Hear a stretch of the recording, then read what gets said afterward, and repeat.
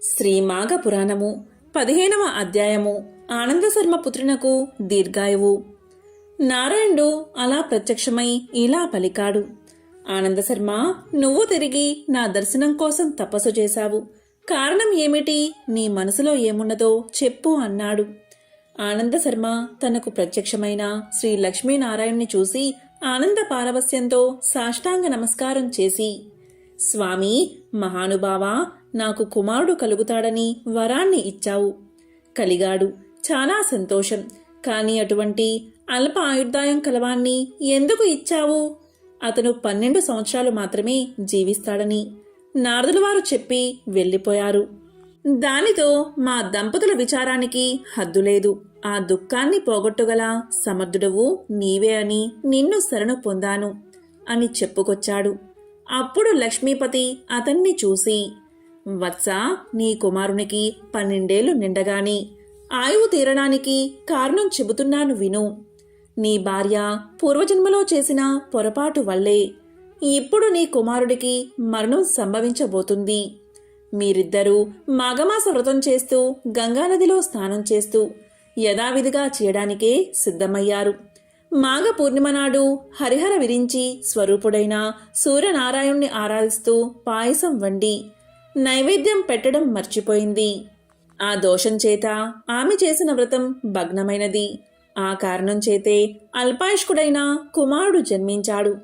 మీ దంపతులిద్దరూ నియమనిష్ఠలతో మాఘమాస వ్రతాన్ని చేయండి. నిత్యము గంగా స్నానం చేసి ఆ గంగాజలాన్ని తెచ్చి మీ కుమారుడి మీద ప్రోక్షించండి. ఏ లోపాలు రాకుండా అతి శ్రద్ధా భక్తులతో మాఘమాస వ్రతాన్ని పూర్తి చేయండి. ఇందువల్ల ఆ గండదోషం పరిహారమై మీ కుమారుడికి దీర్ఘ ఆయువు కలుగుతుంది. మాఘవ్రతం సర్వపాపహరం. దీని మహిమను బ్రహ్మ, శివుడు, లక్ష్మి, పార్వతి, సరస్వతి, ఇంద్రుడు, నేను, నారదుడు, వశిష్ఠుడు మాత్రమే ఎరుగుదుము. నేను చెప్పినట్లు నీవు మాఘవ్రతం చేసి 4 రోజులు నీ కుమారుని మీద గంగాజలం చల్లు.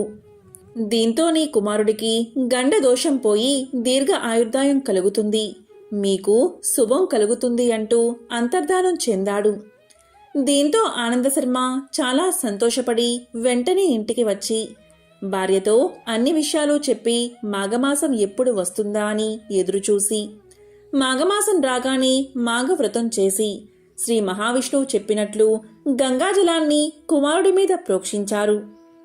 దానితో ఆ కుమారుడు దీర్ఘ ఆయుష్మంతుడయ్యాడు.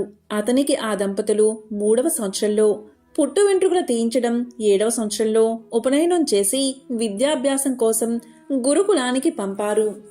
విద్యాభ్యాసం పూర్తయిన తరువాత కుమారుడికి యోగ్యురాలైన కన్యను చూసి వివాహం చేసి ఆ దంపతులు కొడుకు కోడళ్లతోనూ మనమలతోనూ చాలా కాలం సుఖంగా జీవించి చివరికి యోగశక్తితో ప్రాణాలు విడిచి వైకుంఠధామానికి చేరుకున్నారు.